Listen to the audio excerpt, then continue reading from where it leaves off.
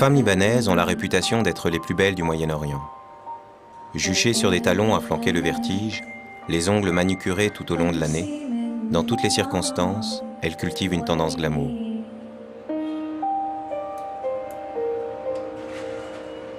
Quelle que soit leur confession, leur origine sociale, paraître est une raison d'être.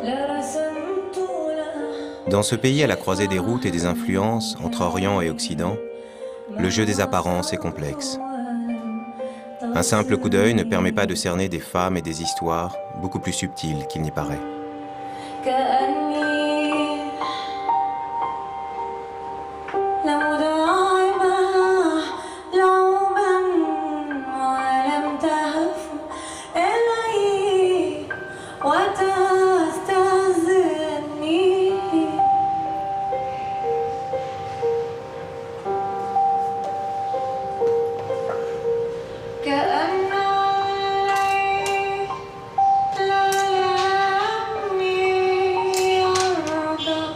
La beauté est très importante pour la femme libanaise, contrairement à d'autres femmes.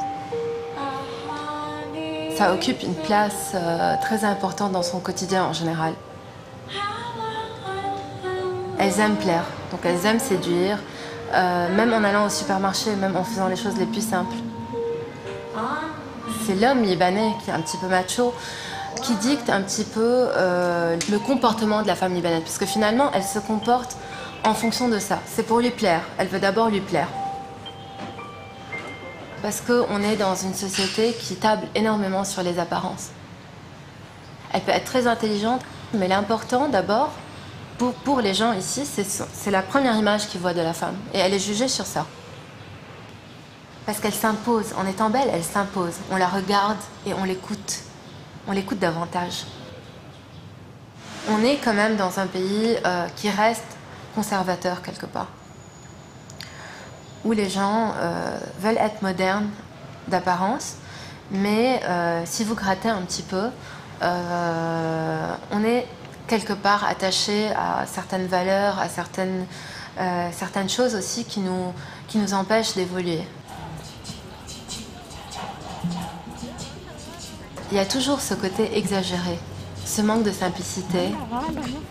On en fait trop pour que les gens s'intéressent à nous.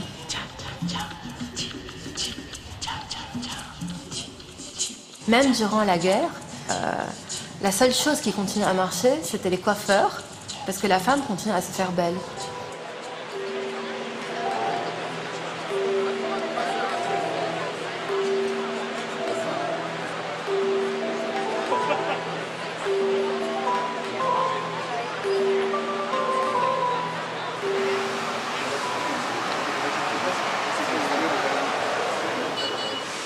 Au Liban, la chevelure est un symbole déterminant de la féminité, objet de toutes les attentions.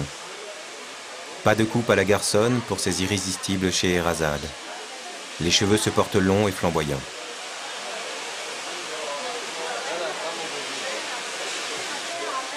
La femme libanaise passe chez leur coiffeur 2-3 fois par semaine au moins. C'est culturel, on ne peut pas l'expliquer. Elles sont comme ça depuis que mon père avait commencé il y a 40 ans jusqu'à maintenant que moi j'ai repris et elles ont toujours été comme ça. La femme se sent sale si elle n'est pas tout le temps très bien faite.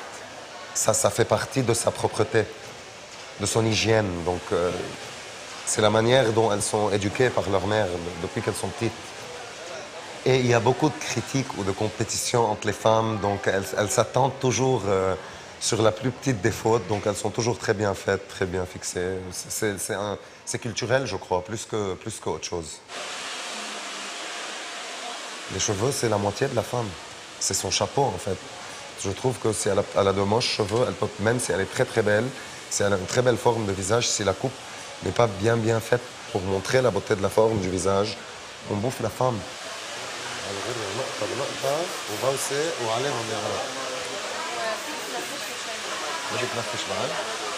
Beaucoup des clientes qui viennent là se connaissent, donc quand elles sont dans un mariage, elles sont toutes ensemble. On ne peut pas coiffer 4-5 de la même manière. Il faut que ça change tout le temps. Il faut demander dans quel mariage elle va pour savoir si on a coiffé quelqu'un qui va dans ce mariage. Il ne faut pas faire un truc qui est proche, il faut changer. C'est vraiment très délicat. Je trouve que c'est beaucoup plus délicat qu'en Europe. C'est une autre culture. La femme, on ne la voit pas. Tu la vois une, deux fois chaque 3 mois pour rafraîchir sa couleur, sa coupe, c'est bon, on ne la voit plus. Elle ne se coiffe pas, c'est pas comme là. C'est vraiment, vraiment différent de partout. C'est plus proche des stars hollywoodiennes qui passent chez leur coiffeur. Elles se coiffent, je crois, une, deux fois par semaine. Donc c'est un peu bizarre et c'est beau en même temps.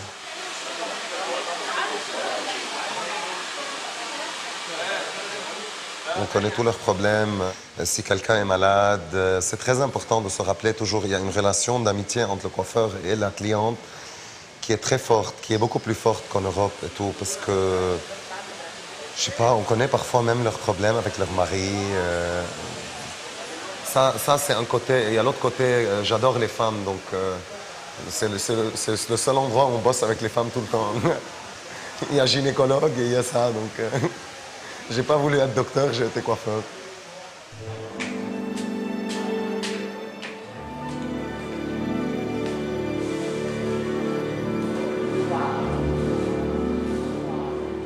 À chaque moment d'une vie sociale bien remplie correspond un style, une allure, une attention toute particulière accordée aux détails. Maîtriser son apparition est un art qui ne s'improvise pas. Des stylistes libanais font partie des grands noms de la couture. À Beyrouth, ils doivent composer avec des clientes exigeantes qui leur demandent de rivaliser d'imagination pour ne jamais passer inaperçus. Non, je suis sur place. Je suis sur place, on va raccourcir un peu.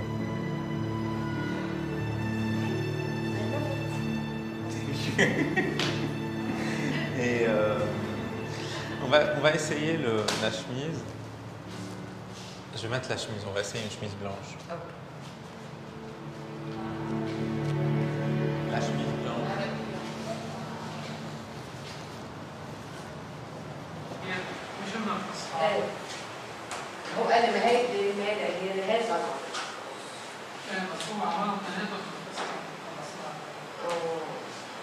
J'adore les chemises blanches. Je trouve entre un vêtement de travail, une chemise de peintre, une blouse de médecin, on ne sait pas ce que c'est. Elle te va.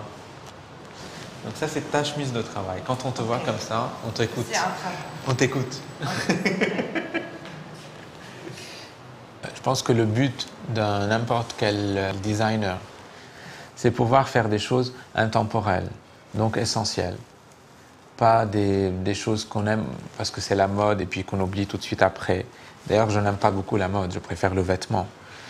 Donc, à mon avis, mon but serait, et mon rêve serait pouvoir avoir fait de vrais vêtements. Et ça, c'est une quête.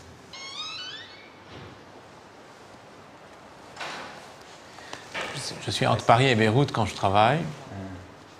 Pour moi, une femme libanaise, je la vois plus chez elle, je vois plus, c'est un autre style de vie. Même quand on marche dans la rue, on marche plus lentement.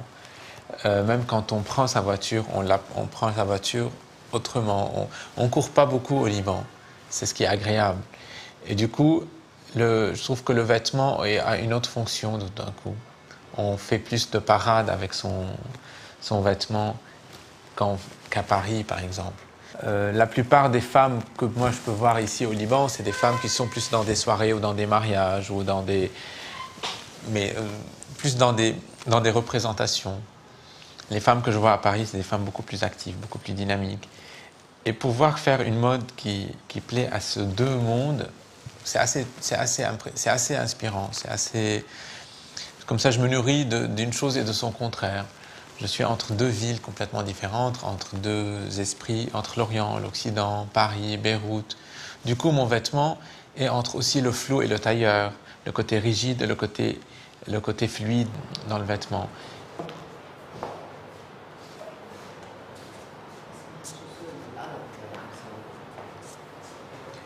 Je pense qu'il n'y a rien de plus oriental que justement profiter de ses sens. On est un peuple qui adore bien on aime sentir les choses, on aime sentir le bon parfum. Donc il y a les hammams qui sont là, qui étaient là. Et puis aujourd'hui, prendre soin de soi-même fait partie d'un quotidien essentiel. Puis après, on aime porter nos vêtements, pour nous, ça fait partie d'une politesse aussi, être bien habillé. et être présentable. On est élevé aussi qu'il faut être comme ça.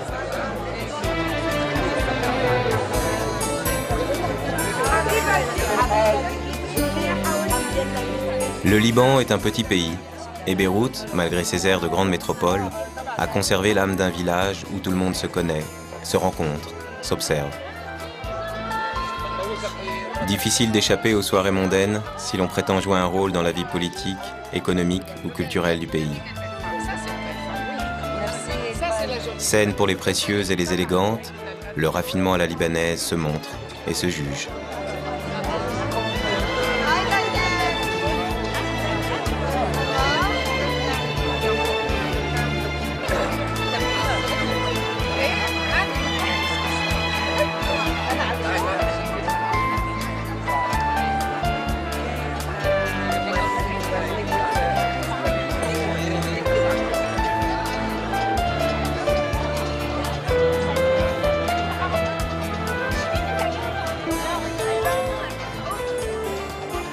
Quand on sait qu'il y a un garçon pour 8 filles au Liban aujourd'hui, on se rend compte combien la compétition est grande et combien il faut exacerber ces attributs féminins, les investir, les surinvestir. Donc il y a un surinvestissement de l'aspect extérieur du corps pour entrer dans ce jeu de séduction et en compétition pour pouvoir aboutir au mariage qui est le but ultime au Liban pour les femmes, et qui, on se marie avec les hommes, vous me direz, ici, mais bon, quand il y en a si peu, donc la compétition est excessivement grande.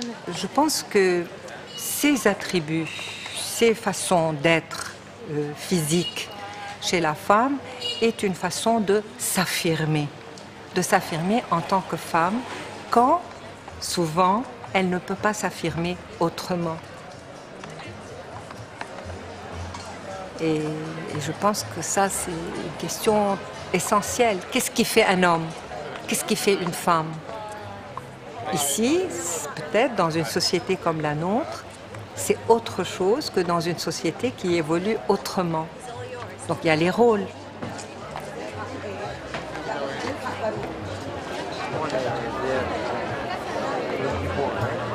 Il me semble qu'il y a une représentation du corps des femmes comme morcelée, comme si la femme ne pouvait pas être un être entier, comme si elle pouvait n'être que des morceaux de corps, des yeux, un nez, une bouche, des seins, des fesses, un ventre. En même temps, c'est le regard des hommes, mais en même temps, c'est le regard des femmes sur elles-mêmes. Elles vous diront, j'ai un nez qui ne me plaît pas, j'ai des yeux qui ne me plaisent pas, elles s'arrangent. Et je pense que c'est leur propre regard et le regard des hommes sur elles. Comme s'il y avait une relation à un corps, à un objet partiel, qui ne peut pas être une entité, quelque chose de total. Ferme les yeux.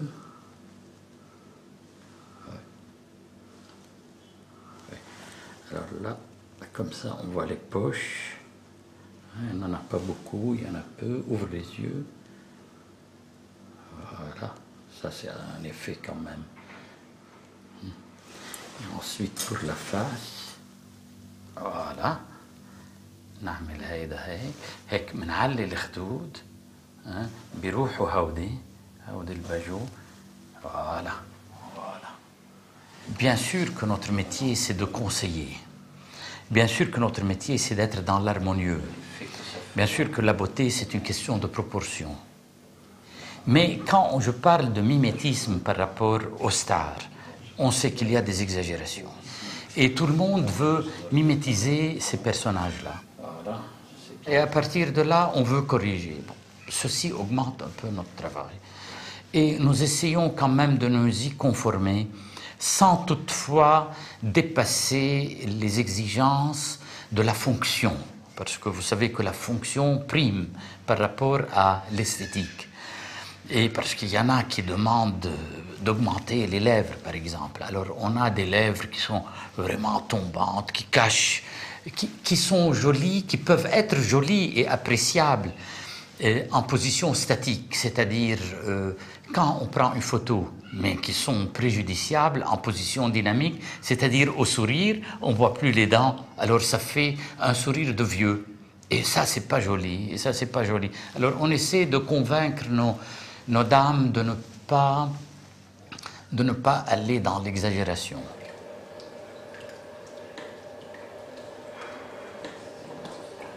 Je me fais la manucure 2 fois par semaine. En fait, on est habitué. C'est pas qu'on est obligé, on est habitué. Parce que j'ai vu ma mère, elle avait toujours de beaux ongles. Ma grand-mère aussi, elle avait toujours de beaux ongles.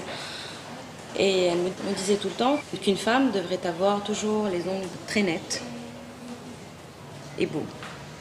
Et là, j'ai des problèmes avec ma petite fille parce qu'elle se ronge les ongles. Et c'est pas drôle. Enfin, c'est pas drôle pour moi parce que je passe mon temps à lui dire que c'est pas joli, que plus tard tu vas être mal dans ta peau parce que tu vas voir les autres femmes avec de beaux ongles et tout, et que c'est pas beau aussi pour le regard des hommes parce que les hommes ils aiment bien les femmes avec de beaux ongles. Ils aiment regarder les ongles. Ils aiment les femmes nettes. Enfin, je sais pas, c'est les Libanais. Je ne sais pas si ailleurs c'est comme ça, mais je pense que chez nous c'est ça. Et quand les autres nous regardent d'une belle façon, on est bien. On le sent.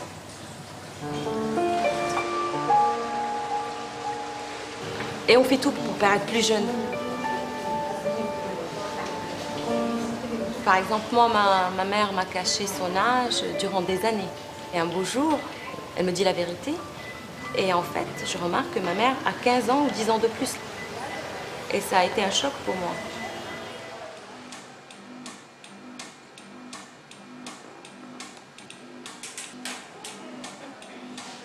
Je trouve toujours un petit moment pour me faire des soins visage, des drainages pour le corps. Ça dépend de mon temps à moi, quand je travaille pas, donc ça m'enlève tout le stress, quoi. Je sais pas si les gens qui considèrent ça comme une perte de temps, une relaxation, mais parfois on n'a pas envie de faire des efforts. Par exemple, moi j'ai des cernes, c'est héréditaire, et donc je dois me faire des drainages. C'est pas toujours la joie de se faire des soins, quoi. Mais c'est bon pour le résultat, et nous on veut ça.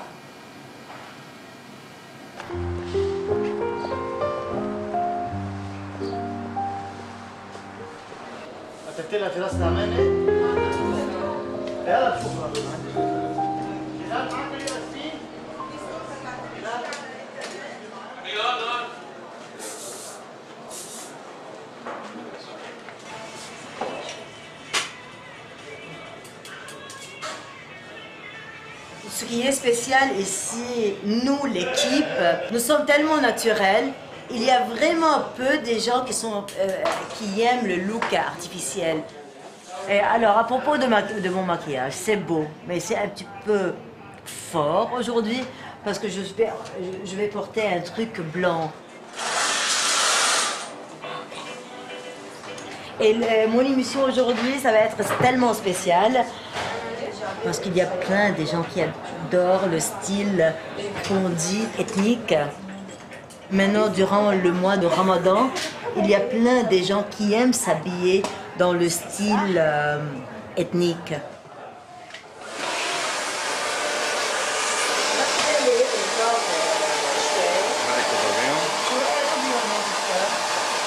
J'adore cette couleur, ça fait longtemps que j'ai cette couleur, mais je travaille sur les nuances de cette couleur parce que maintenant je viens d'avoir des cheveux blancs, gris. Alors cette couleur, c'est la couleur la plus conveniente. Alors j'ai plus de gris. Pour te dire, moi je suis tellement bien dans ma peau.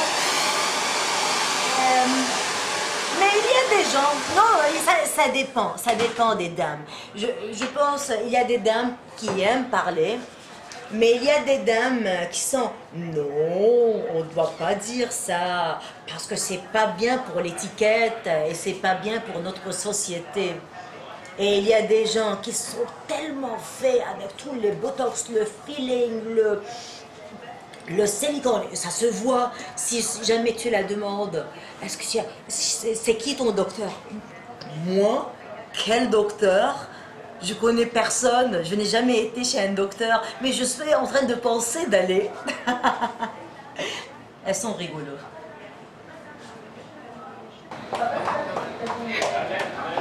Je suis pas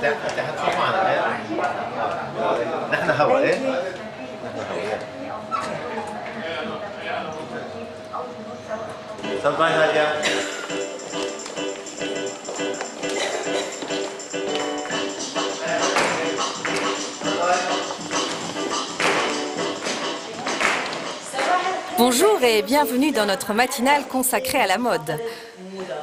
Nous allons commencer par des couleurs chatoyantes, notamment pour les gens qui aiment porter de beaux vêtements pendant le 5 mois du Ramadan.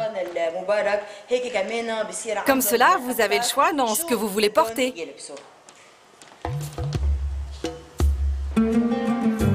Avec 18 communautés religieuses, le « qui est qui », jeu préféré des Libanais, est plus difficile qu'il n'y paraît. Chez les musulmanes, au sein d'une même famille, une fille peut choisir de se voiler et l'autre non. Le voile a visiblement plus la cote qu'auparavant. Symbole religieux ou accessoire de mode? Qu'en est-il du désir de plaire? Séduction et hijab sont-ils compatibles?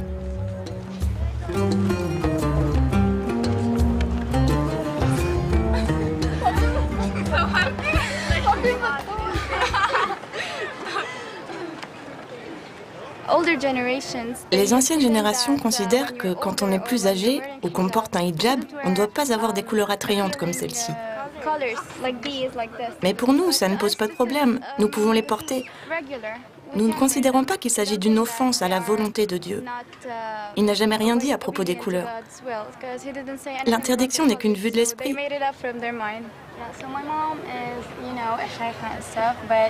Ma mère enseigne le Coran et elle aime que l'on porte des couleurs vives. Ce n'est pas interdit. Elle apprécie que nous fassions tout ce qui nous plaît, à l'exception des choses interdites, mais qui ne représentent pas grand-chose. Tout est une question d'équilibre dans la vie. Un équilibre entre cette vie et la vie d'après.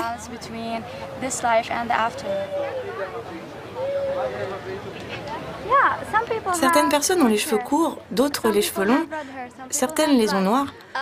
On peut considérer qu'il s'agit d'une couleur de cheveux. Et les miens sont fuchsia. Les couleurs, ce que l'on met sur sa tête n'a pas d'importance. C'est plutôt la spiritualité, la personnalité, la manière dont on considère les autres. Oui, c'est ça la beauté.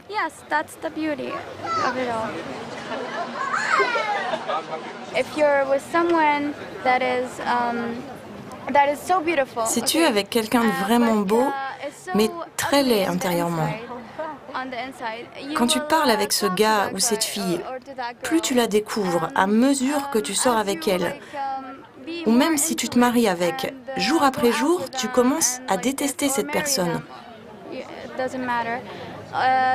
Tu ne vois plus sa beauté. Tu commences même à détester ce à quoi elle ressemble, tu vois.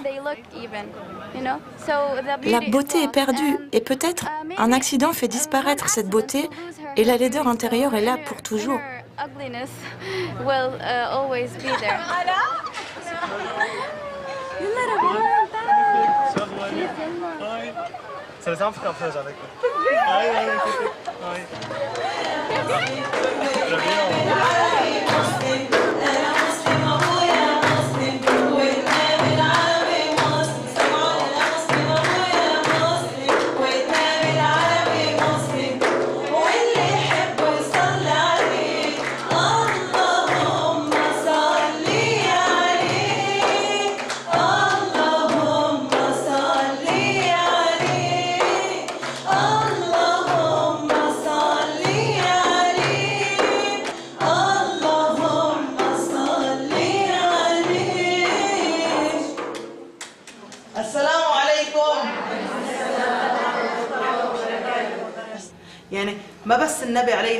Le prophète n'a pas parlé uniquement de la beauté de l'âme pure, honnête, fidèle et de la lumière qui émane de l'être croyant. Il a aussi parlé de la beauté extérieure. Même quand il envoyait un émissaire chez un roi, il choisissait le plus beau de ses disciples, parce que la beauté lui importait. À première vue, le physique d'une personne nous interpelle.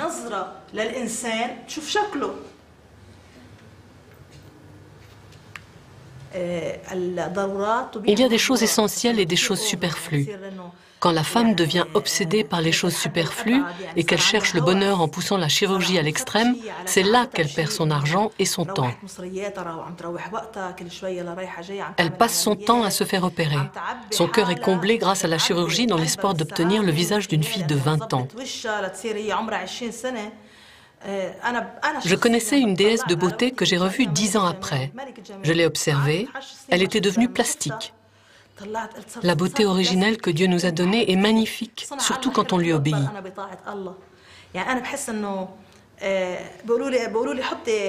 On me conseille souvent, fais des piqûres pour combler tes rides puisque tu es photographié et tu passes à la télé, Al Jazeera et Future. Je leur dis, non, je veux paraître mon âge. J'ai vécu mes 20 ans. Je veux vivre 30, 40, 50 et si Dieu le veut, jusqu'à 60, 70, 90 et 100 ans.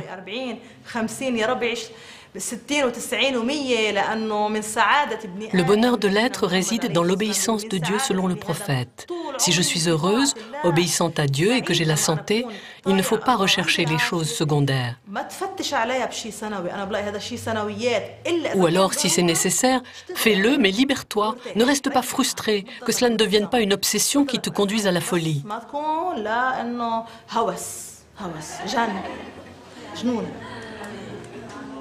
عم يحضروا فاطمه فاطمه جمال تركيا حلوه ما اختلفنا بس طفولي ما بيمشوا على بيمشوا على ريال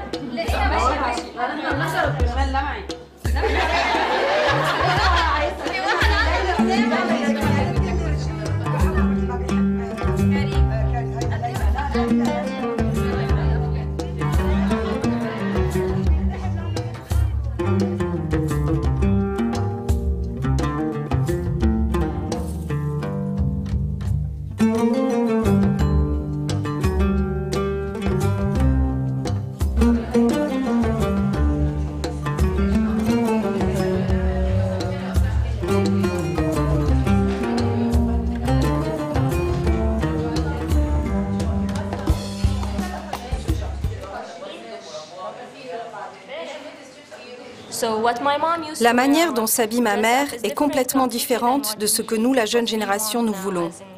Je crois que nous avons besoin de plus de stylistes. Il y a très peu de stylistes au Moyen-Orient pour les femmes conservatrices. Et dans notre société, qui est une société conservatrice, il y a beaucoup de femmes voilées.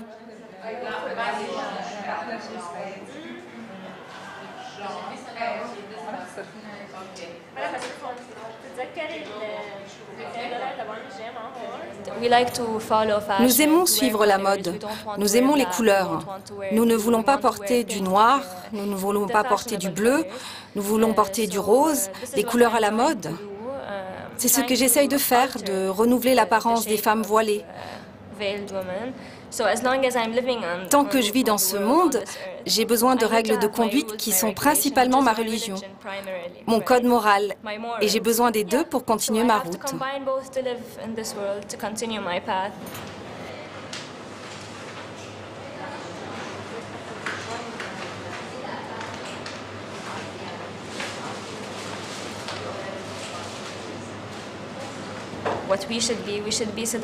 Nous devrions être séduisantes, jolies, attirantes, élégantes et mignonnes. Mais nous ne pouvons pas aller du côté sexy. Sinon, il y a une contradiction avec le fait de porter un voile. La ligne est en réalité très fine entre être séduisante mais pas trop. Et j'essaye de ne pas franchir cette ligne.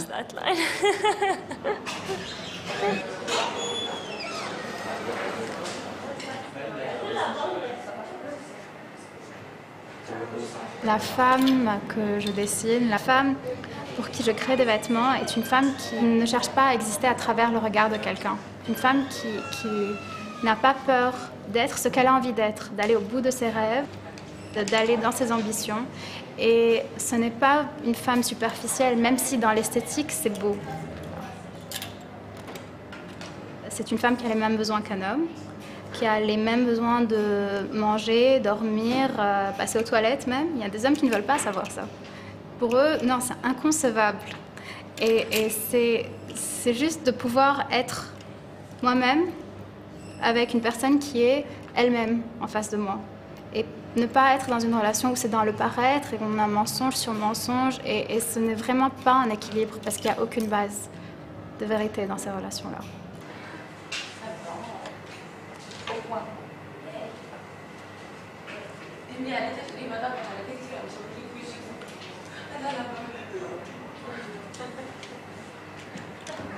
Donc la femme, c'est le produit du regard que l'homme a sur elle, mais l'homme, au fait, c'est le produit des femmes qui l'entourent. Parce que l'homme est aussi un produit des femmes de sa vie. Donc c'est le produit de sa mère, de sa grand-mère et de sa sœur, beaucoup plus qu'il n'est le produit de son père. Parce que l'homme n'est pas très présent dans l'éducation de ses enfants au Liban.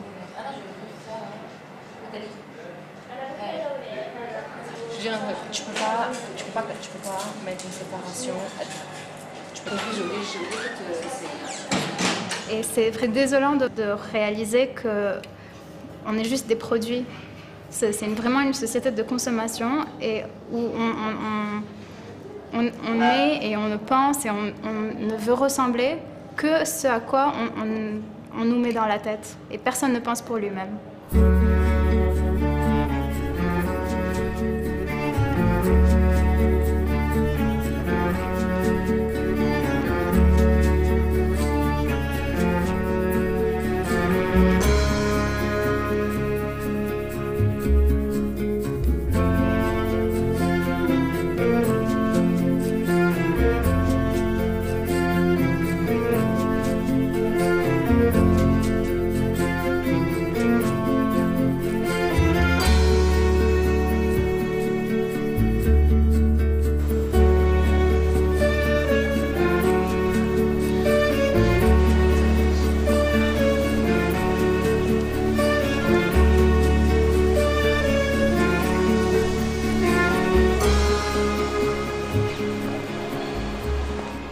Lingerie. On adore les lingeries ici. Et ça peut être tellement sexy.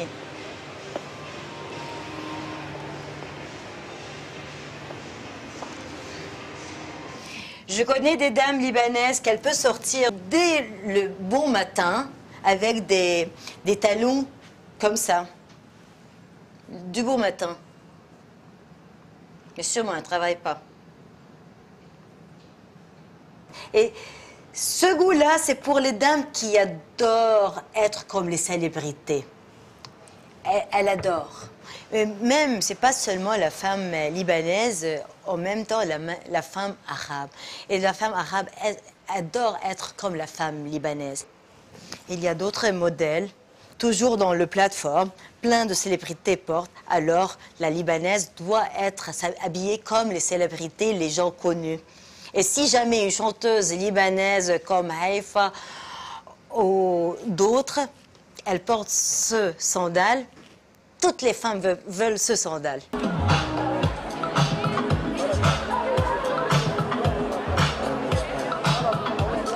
La femme libanaise adore.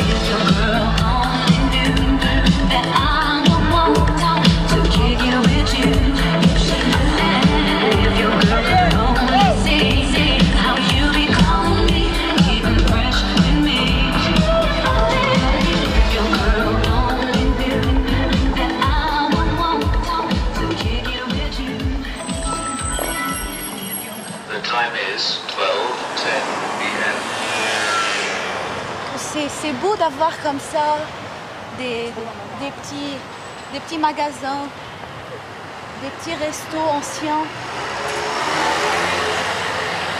En fait, je trouve que c'est une bonne métaphore pour, c'est-à-dire entre la ville et la femme, entre la beauté de la ville et la beauté de la femme. C'est-à-dire, à chaque fois qu'on est en train de détruire une de ces maisons anciennes pour construire des tours de verre, c'est comme une chirurgie esthétique qui a rapport au refus de l'identité, refus du passé et juste préserver une certaine façade de modernisme qui n'a souvent rien à voir avec l'esprit de la ville.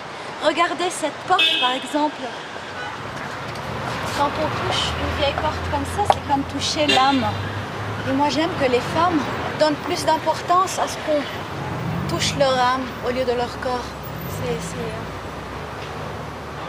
Ça me fait mal que Beyrouth devienne une ville, une femme surfaite, siliconnée, qui confond entre beauté et mise en scène, et qui confond entre beauté et façade vide.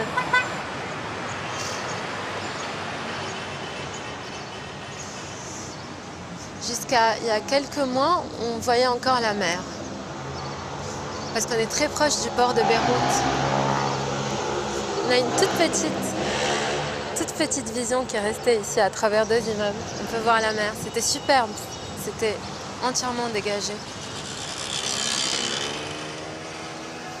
Après la guerre, il a fallu effacer les blessures et donner à Beyrouth son nouveau visage.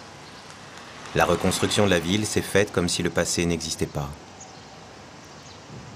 De nombreuses maisons libanaises, et même des palais, ont fini sous les dents des pelleteuses pour laisser place à des tours sans âme, lancées à l'assaut du littoral. Quelques belles demeures résistent et abritent les souvenirs d'un monde perdu.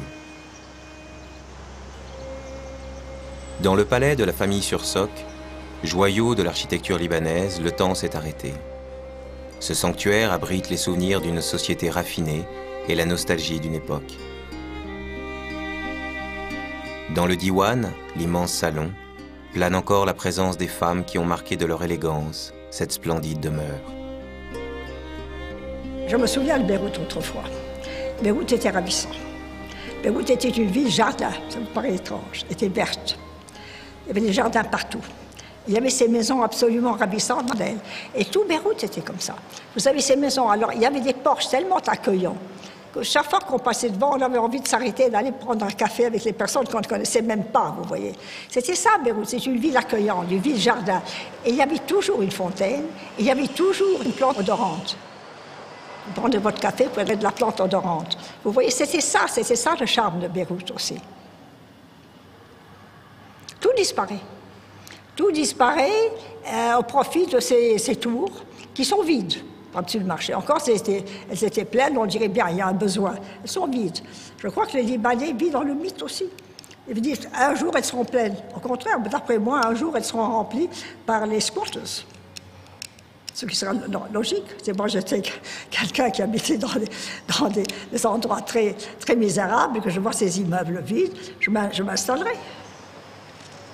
C'est ce qui va se passer d'ici 20 ans, je pense.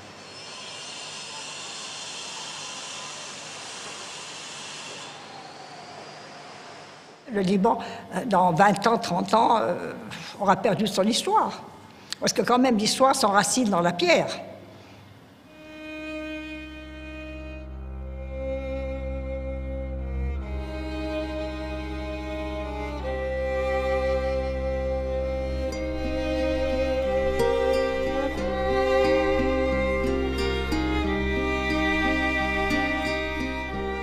Le lien avec le passé a été aussi détruit par la guerre, qui a déchiré le pays pendant 15 ans.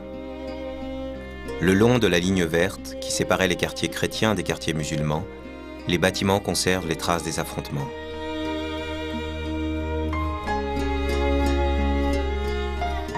C'est un pays tellement complexe, il y a tellement de confessions, tellement de partis politiques. Donc les gens sont, si vous voulez, fuient un petit peu, fuient ce piège, entre guillemets, dans lequel ils sont. Et donc, ils continuent à vivre coûte que coûte. Et donc, vous revoyez, ce qui est très bizarre, c'est qu'il peut y avoir des conflits la veille, et le lendemain, les gens sont dans les rues, ils veulent reprendre leur travail, ils veulent oublier ce qui s'est passé, ils ne veulent surtout pas s'enliser dans ce carcan dans lequel ils étaient. Ils essayent d'en sortir par tous les moyens. Et ça, on le sent, mais vraiment, ça concerne toutes les générations. Toutes les générations, surtout la nôtre, parce qu'on était conscients de la guerre. Et donc, les Libanais, si vous voulez, sont à la limite de l'amnésie. Ils ne veulent plus se rappeler le temps de guerre. C'est pour ça qu'ils vivent à fond. Vous voyez tout le temps les boîtes de nuit pleines, les restaurants pleins. Les gens veulent absolument oublier cette période noire de leur vie. Ils veulent absolument qu'on leur donne droit à la vie, qu'on leur laisse le droit de vivre, de s'exprimer, de sortir, de faire comme tout le monde.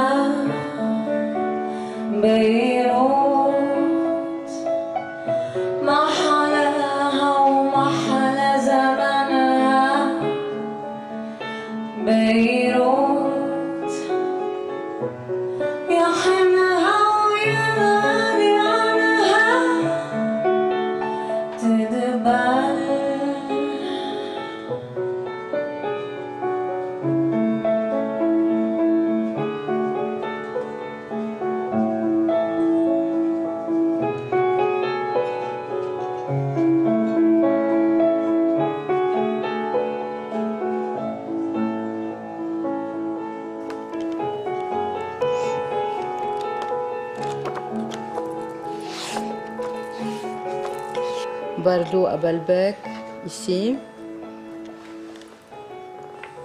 Tous les grands de ce monde dans tout le pays. Quand nous avons commencé à travailler sur ce livre, nous avions décidé, Madame Freiha et moi-même, de faire tout ce qui était ce pays au moment de l'avant-guerre, c'est-à-dire nous avons commencé en 1943 au moment où la France quittait le Liban, c'est-à-dire le temps du mandat français, jusqu'au début de la guerre. Nous ne sommes pas rentrés dans... et donc chaque chapitre explique ce qu'était le Liban de cette période. On vivait un petit peu dans l'insouciance que ce pays c'était un paradis sur terre. Est-ce que nous avons été trop heureux? Il fallait que nous payions ce prix-là. Parce qu'on dit toujours, je ne sais pas, on le dit toujours en Orient, que quand vous êtes trop heureux, il y a toujours quelque chose qui vient vous couper ce bonheur. On pensait que ce pays allait être tout le temps comme ça. Nous avions le monde entier qui venait ici.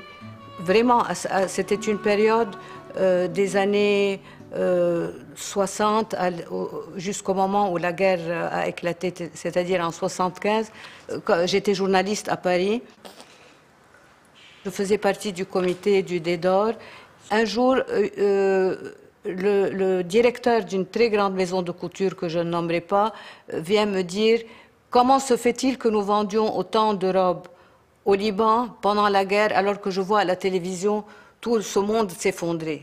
Et je lui ai expliqué ce que je vous disais tout à l'heure, c'est-à-dire que dans un quartier, il y avait la guerre et dans un autre, les gens s'habillaient et sortaient. Je ne veux pas parler de ça pour dire que nous ne pensons qu'à ça. C'est faux. Mais c'est une manière de nous préserver. Ça a toujours été une manière de montrer que nous existons, que nous sommes là, que nous ne sommes pas simplement impliqués dans la laideur qui nous entoure.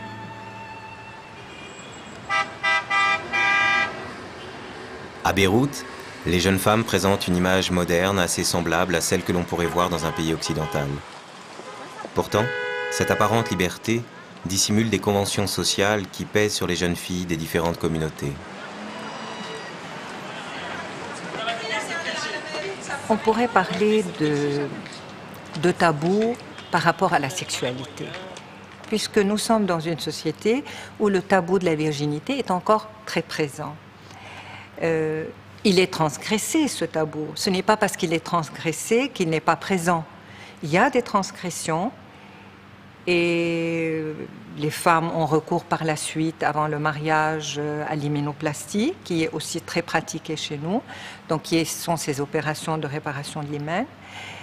Et il y a des souffrances, bien sûr, puisqu'il y a constamment ce conflit interne entre vouloir se réaliser soi-même, réaliser son désir, les interdits qu'on a intériorisés, mais en même temps les interdits qui viennent de l'extérieur. Donc il y a souvent des conflits et la souffrance, elle vient de là, entre le désir et la réalisation du désir, puisqu'ils se heurtent au tabou de la virginité. Sous une allure absolument libre et libérée, quand vous les observez, vous verrez que dès que ça touche à quelque chose de plus important, c'est-à-dire pouvoir avoir des relations sexuelles, il y a quelque chose où il n'y a pas de possibilité d'aller plus loin.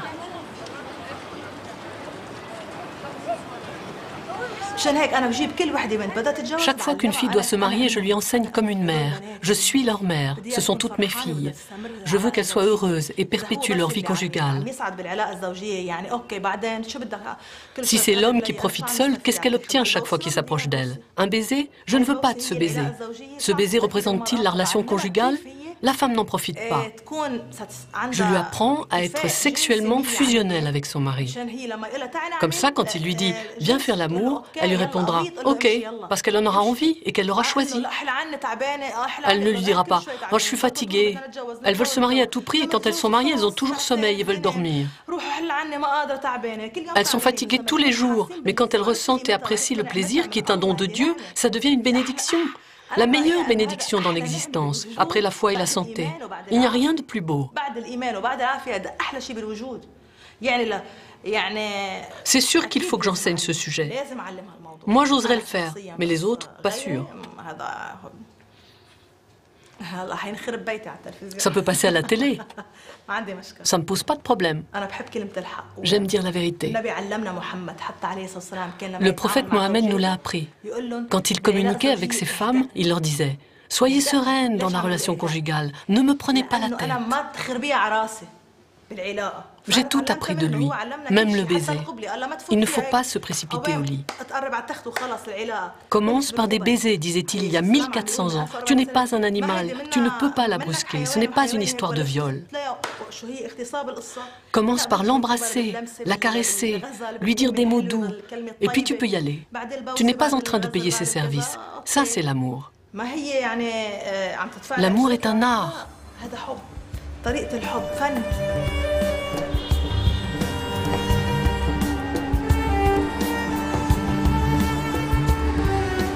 y a plein de paradoxes dans cette société. Et en effet, cette autocontradiction frustrante est l'une des raisons principales pour lesquelles j'ai fondé mon magazine Jassad qui parle du corps et de la sexualité. Parce que je trouvais vraiment incompréhensible et inacceptable qu'une culture qui ait produit des livres magnifiques sur le corps, sur la sexualité, dès le Xe siècle, l'XIe siècle, soit maintenant arrivée à ce point de retard et de peur de la sexualité.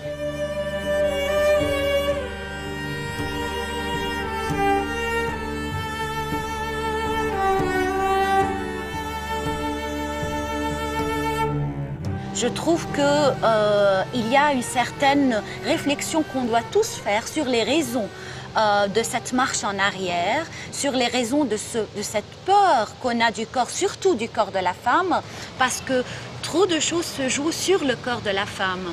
Le contrôle, les religions, la discrimination. En fait, moi je pense que Tout est un bloc.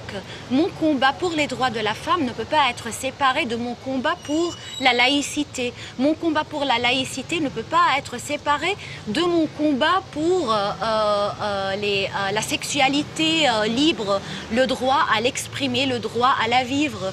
Et ça, dans une société libanaise qui se contente d'insister sur l'aspect esthétique de la beauté et de l'érotisation et qui néglige l'aspect qui a rapport avec les droits, avec l'indépendance d'une femme, on ne peut pas parler de beauté. Parce que la beauté, c'est un tout, c'est pas juste la façade, c'est aussi ce qu'elle contient, c'est aussi la force d'une personne, c'est comment cette personne se conçoit par rapport à l'autre. Et souvent, trop souvent, ces femmes se conçoivent selon le regard de l'autre, comment l'autre les perçoit, comment l'autre les juge. Et l'autre, souvent, veut les juger comme belles et obéissantes. Et moi, je trouve que si on est vraiment belle, on ne peut pas être obéissante. C'est une contradiction.